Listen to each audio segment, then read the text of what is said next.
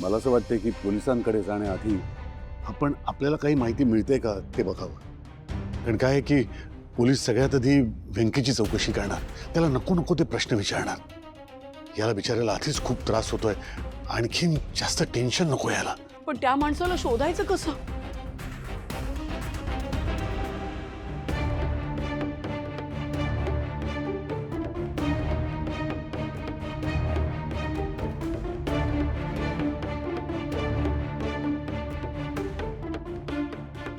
भावना, नीलमरी वेणी, अहो आपल्या गाड्या कुठे गेल्या सगळ्या? अगं एक गाडी मी वॉशिंग सेंटरला पाठवली आहे. प्रचारासाठी जावं लागतं ना सारखं. आणि एक गाडी घेऊन सकाळीच गेलेत. आणि पप्पांची गाडी तर पप्पांसोबतच आहे. त्यामुळे भावना, पण ऐक माझं, आता खूप ऊन आहे, तू जाऊ नकोस.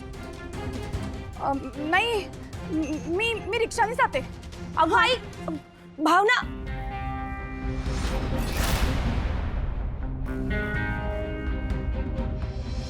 नाही, तरी पण मला असं वाटतं की आपण पोलिसात जायलाच हवं. नाही, बरोबर म्हणतायत ते. आता व्यंकीला आणखीन त्रास नको, पोलिसात नकोच कळवायला. पोलिसात जायची काही गरज नाहीये. चल ये रे. सिद्धू, अरे बाळा काय? अरे कोण आहे हा? कोण आहे हा? अरे हा इथे कसा काय आला? हे स्वस्तातले गुंड पण ना स्वतःला कसं वाचवायचं ते कळत नाही ना. आता हा सिद्धूला कुठे सापडला असेल?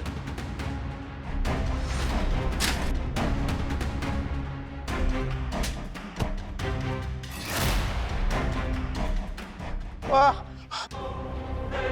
वाह वाह असं आहे. बरोबर बोलतोय वेंकी दादा.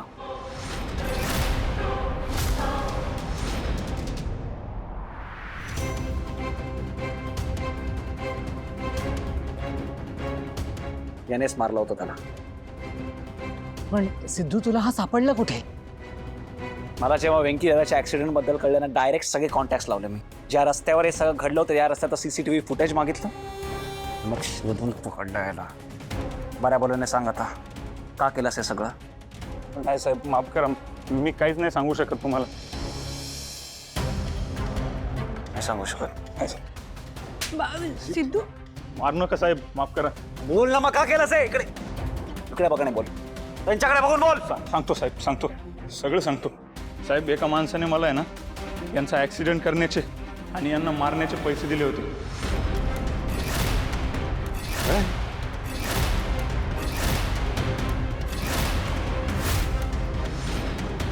पैशांसाठी केलं साहेब हे सगळं. किती पैसे दिले होते? कोणी पैसे दिले होते? साहेब, त्यांचं नाव माहीत नाही मला, पण हा या नंबरवरून फोन आला होता साहेब.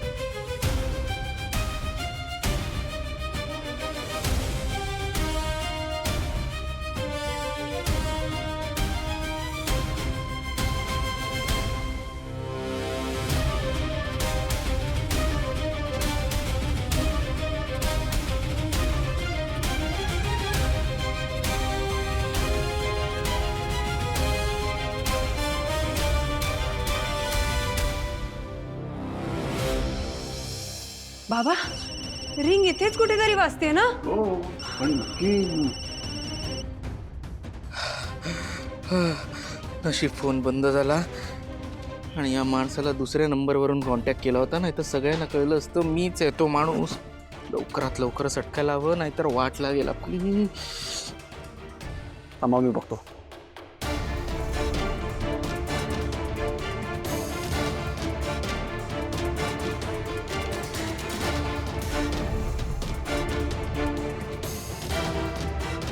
दादा, अहो माफ करा, मला खरंच चुकलंय माझं. पैशांसाठी माती खाल्ली दादा मी. वाटल्यास मी ना जेवढे पैसे मिळालेत ना सगळे तुम्हाला देतो दादा, पण पोलिसात देऊ नका मला.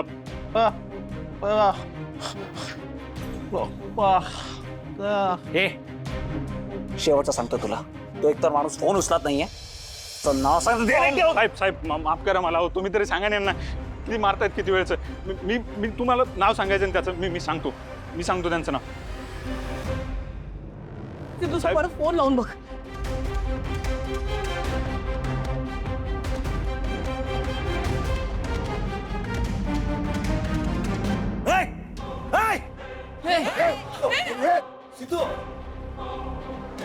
अहो सिद्धू, काय झालं? सटकला तो माणूस. जयंत, अरे तुझ्या जवळ होता ना, त्याला पकडायचं असतं तेव्हाच.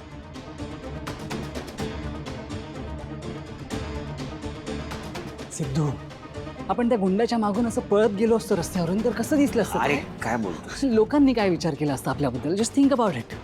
आणि अशी या गुंडांना ना इग्नोर करणं, त्यांच्यापासून 4 हात लांब राहण्यातच आपलं शहाणपण आहे.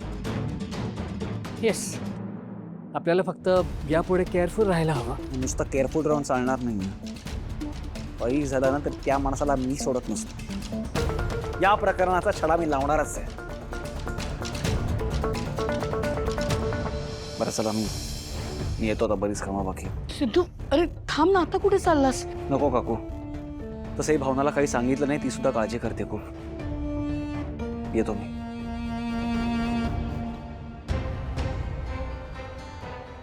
आई बाबा, माझी पण एक ऑनलाईन मीटिंग आहे, त्यामुळे मला निघावं लागेल. येस, काही कळलं तर मला प्लीज सांगा. आणि मी पण माझ्या परीने प्रयत्न करतो काही माहिती काढण्याचा. ओके जानू, निघूयात. आई बाबा येते. पिंकी दादा काळजी घे हा. आणि काही वाटलं तर फोन कर. जानू, जयंतराव जरा 2 मिनिटं थांबाल का? काय झालं आई? मला काहीतरी बोलायचं आहे तुमच्याशी. हां बोला. नाही नाही, त्याआधी जरा यांच्याशी बोलायचंय. तुम्ही दोघं थांबा, जाऊ नका. अहो जरा 2 मिनिटं.